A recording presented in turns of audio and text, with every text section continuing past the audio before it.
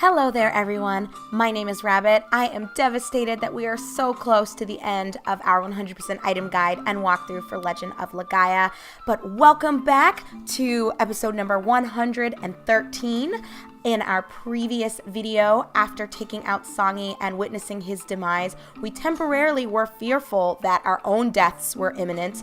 But Hari, yes, you heard correctly, Hari, the little weird triple baby thing that was going on way back in Octum Underground, ended up intervening, and by sacrificing its own soul and its own energy, it was able to revive the great Genesis tree, which in turn was able to save our ra-seru and ultimately save our lives, so that now we can go to Rim Elm and hopefully remove Juggernaut and restore peace for once and for all in the world of Legaia. That's our goal anyway. However, before we dive into doing all of that, we started at the very end of our last episode with opening up some secret stuff.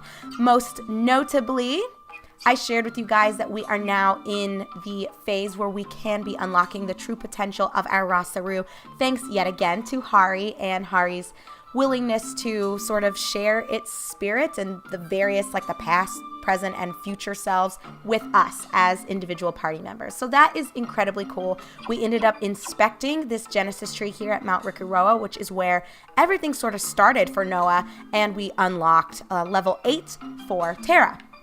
So without further ado, I want us to get out of here. Let us use a door of light, and then we will use a door of wind, and we're going to start this episode by tackling a couple of things for Gala. We want to unlock Ozma's potential, but you know what? Thinking about it, I'll do that second. Here, let's just go in order, and I will share with you guys what I'm doing as we're doing it.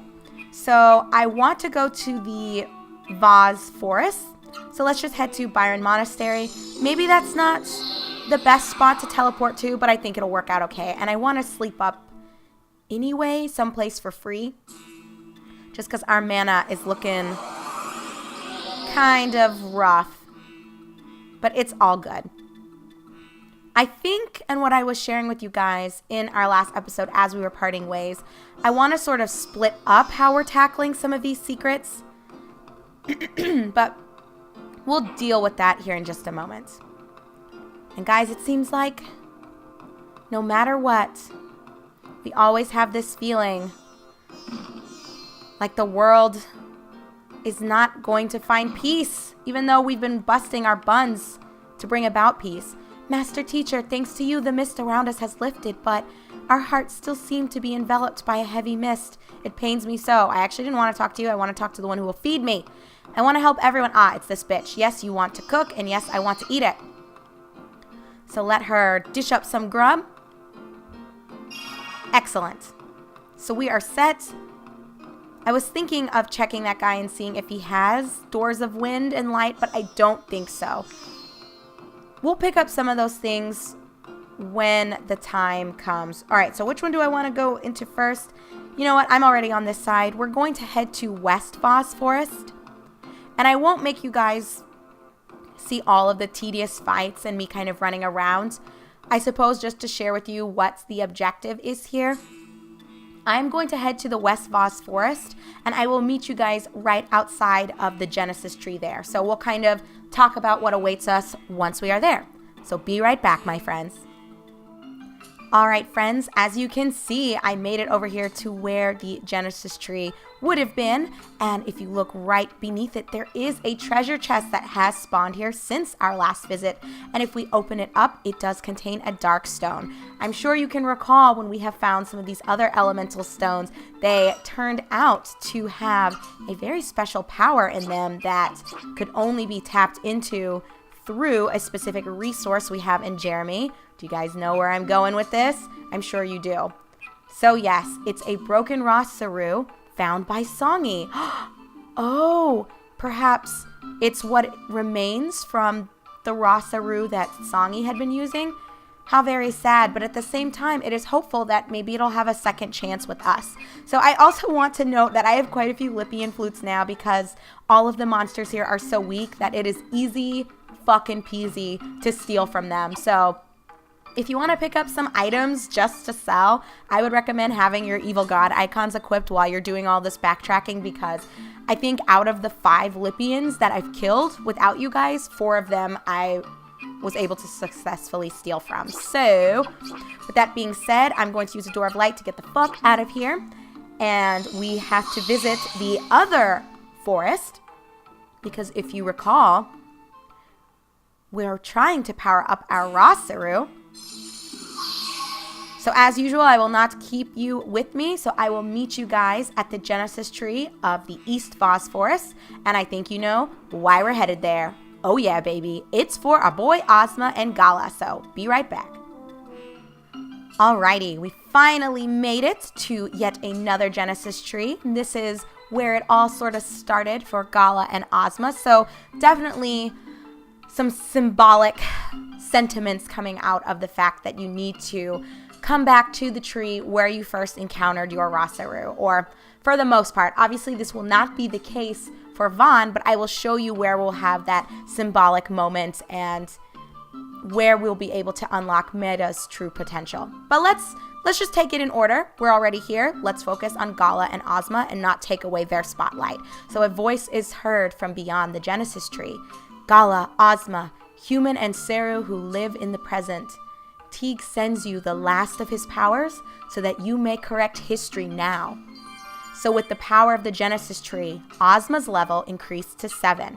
So Ozma's true powers have come out. You have the last of my power, my very spirit. And that is that. So again, like I told you guys at the end of our previous episode, when we saw this happen with Noah and Terra, you can only gain access to unlocking Ozma's true potential if Gala has all of his arts known. So make sure, if you haven't been following along with me on unlocking everything, that you bring up some sort of guide, or you just find a list online so that you can gain access to the ra-seru summon, Ozma. So he casts Voltagor, and it attacks all enemies for, again, 240 mana. So very cool. Actually, thinking about it, I will save for our next episode the showcasing of our ra-seru summons, as well as the summon that will come with the Dark Stone. Well, really, it'll be the Dark Talisman, because we will go see Zalin in Jeremy. And thinking about it, why don't we just do that first before we unlock Vaughn's? Yes, let's go outside. Because I'm sure you guys are thinking, just with what I was starting to say, like, okay, in order for us to unlock our ra-seru's true potential, we have to visit that location where, as humans and ra-seru, we kind of became united as one. But for Vaughn, that's Rim-Elm, and Rim-Elm is clearly not in the position for us to be able to do that. So where the hell would we go so that Meta and Vaughn can have that spiritual moment and that symbolic moment? I know the game was a little tricky with this one, but don't you worry. I'm going to show you before the end of this episode how you can go ahead and get Meta in the same state as our other 2 ra-seru. But first order of business, actually, even before I fuck around with Zalin, I want to see, I can't remember, do you sell bullshit or items? I mean, it's all bullshit, but I want to buy a few more of these. I'm just going to bring us to, yeah, I think we'll just cap out at 10 of each, and I'm liking how that's looking. Yeah, blah, blah, blah, I know. Even though we saved the world in numerous ways, you're still going to be an asshole. I get it. It's fine. We don't hold it against you. Why did I go that way? Let me go ahead and heal us up, just to make sure we're making use of those spoons whenever the opportunity presents itself. All right, Zalin, cut the crap. We know who you are. Yes, I will appraise. Oh, well, well, that is a very rare gem indeed. May I see it? So yes, we wish to let Zalin see the Dark Stone. This is amazing, he exclaims. It is not exactly a gem, but it is quite a treasure, and I sense an amazing power inside it.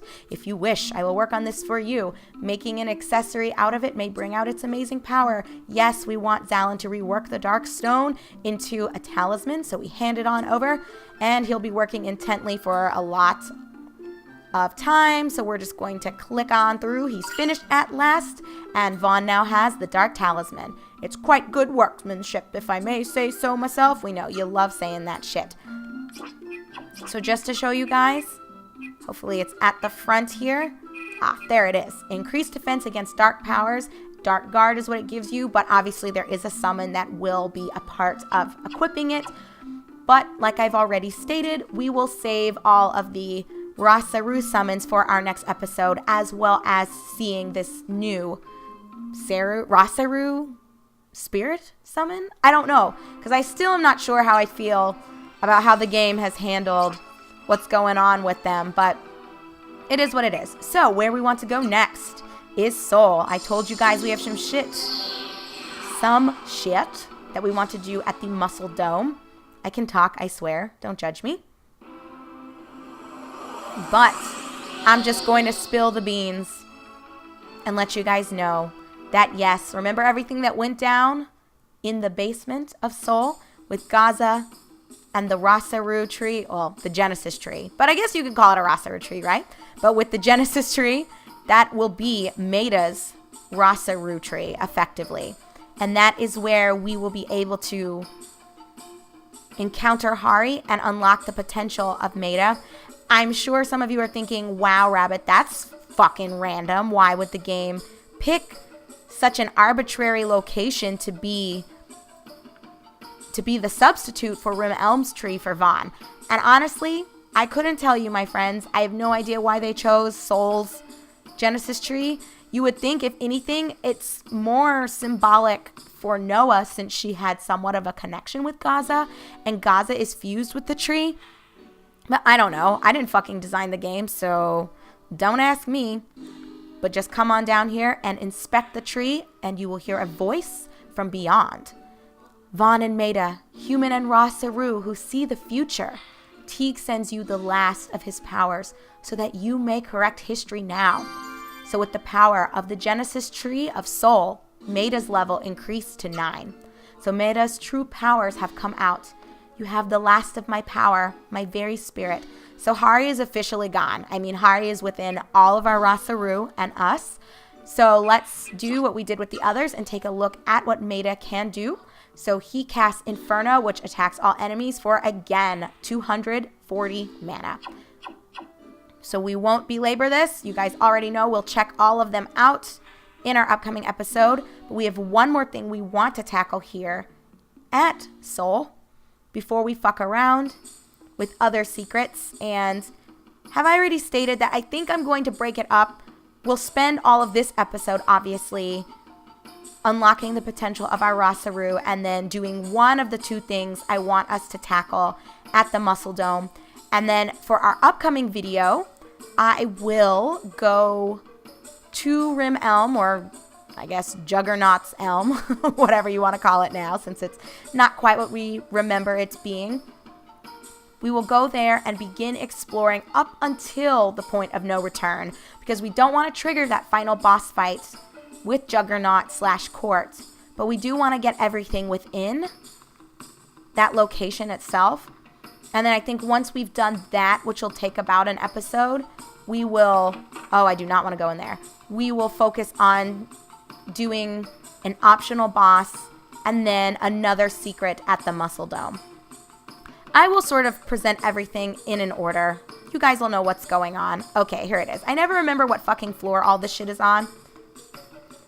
But we made it to the Muscle Dome. And why we're here this time, I'm sure you guys remember, we spent a fuck ton of time fucking around with the slots. Welcome to the city that never sleeps, Muscle Paradise. This is the counter to purchase tokens. Oh, my bad, bitch. I actually don't want to talk to you, but I will enjoy myself. I want to talk to this lovely lady. So this is the sign-up counter for the Coliseum Zone. So we do want to enter the tournaments. You want to enter? Wonderful. The fee for registering is 100 tokens. I think we have enough. So let's just say I want to pay the fee and enter. If we don't have enough, then we can't do it. First, tell me which one of you will be entering. We're just going to have Vaughn do it. I mean, it doesn't really matter, but this is going to be my choice. So choose whoever you want. Very well. I will now register Vaughn for the tournament. There are 3 levels in the tournament. Which do you want to enter? We are going to start with beginner. And this will all make sense shortly. So I won't give you too many explanations. I'll just let you see. To the muscle dome. Ooh, well, thank you. Round 1. Let's do it. Actually, don't get too excited, you guys. We're not going to be doing too much other than running like little pussies. So I'm sure you're thinking, Rabbit, what the fuck? You said forever ago you were going to tackle the tournaments themselves, and you waited because allegedly there was a glitch that could result if you took them on too early, the various levels. Don't worry, guys, we're still going to do that, but I have something else that I want to show you that you can gain access to. So anyway, this lady says, sorry, but contestants who run away in the middle of a bout receive no tokens. To win tokens, you have to fight to the end or be defeated. Okay. I got it this time, lady. Let's enter again. Yes, take my tokens. Take me, because I'm sure you're fine as hell. And this time, we're going to actually try expert. We're too good for beginner mode. You know what I'm saying? Welcome. We're not sweating this. Muscle dome. So let's try it one more time. Do it. Round 1. We're ready. Let's get this started. Oh no, a black Pura. I don't know how I feel about this, so we're out of here. Ah, yes again. Vaughn had cold feet. But why? You'll see shortly, my friends. I promise there is a method to this incredibly ridiculous madness. So we're going to just scroll on through all of this again and talk to her one last time, or at least one last time for this episode. We will enter Vaughn again just for the sake of consistency. Yes, we're aware that there are 3 levels. This time we want to do the master level.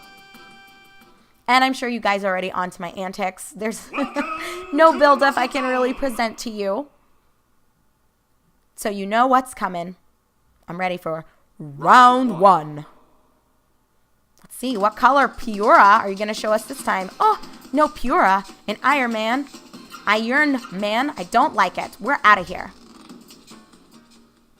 Well, let's see what results from Vaughn being a puss and running at the start of every single course. Vaughn, what a shame to enter the tournament just to run away at the outstart.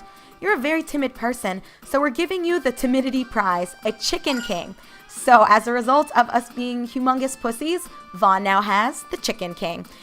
Congratulations, keep training and master the art of timidness. So all right, you guys, I know this is a really weird prize and it's something that most people aren't even aware you can get here. At this point in the game, I think a lot of people just run through all of the various courses to unlock what awaits at the end. But as I've stated at least 3 times, we are going to save that for later on. So let's scroll on over here to page 11 and check out the Chicken King. It is an accessory, obviously, that grants you great escape, and it assures escape except from strong enemies. So it's a nice upgrade to the Chicken Heart, which we got ages ago. I mean, this isn't something that I'm planning on us utilizing, but I wanted to just share it with you nonetheless, because how could I truly call this a detailed walkthrough and guide if I wasn't showing you how to get all of the secrets, or at least explaining to you how you can get all the secrets. So with all of that said and done, we're going to go ahead and conclude this episode. And I'm going to head outside because at the start of our next video, the first thing we're going to tackle is taking a peek at all of our new ra-seru summons. As a result of our ra-seru hitting these ultimate levels and having their true potential unlocked, you will see a visible change in their appearance on our party members as well. I talked about this, and I'm sure some of you have noted it just throughout the videos and throughout the journey itself, but our ra-seru kind of grow with us, and I love how they look at this stage of the game. So we will take a look at all of that when we resume in our upcoming episode together. So as always, thank you very much for watching. I am your host, Rabbit, and this is my 100% item guide and walkthrough for Legend of Legaia. So I'll see you very soon in our upcoming episode together.